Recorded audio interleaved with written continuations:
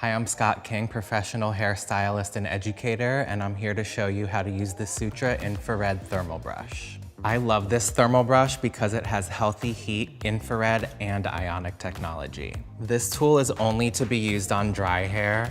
It has balanced heat, and it really adds a lot of shine and eliminates frizz. So basically what I'm doing is rounding out the ends, and it just gives it a little body and volume. This tool is also really amazing at refreshing a blow dry you got like the day before or a few days prior, just to extend that style. This goes all the way up to 450 degrees.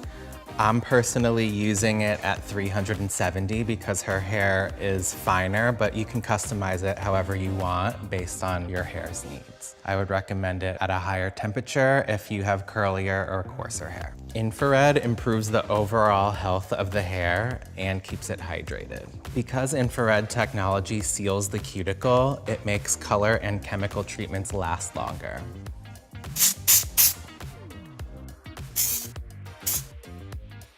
All right, here is the finished look. As you can see, the infrared technology just made the hair super shiny and glossy.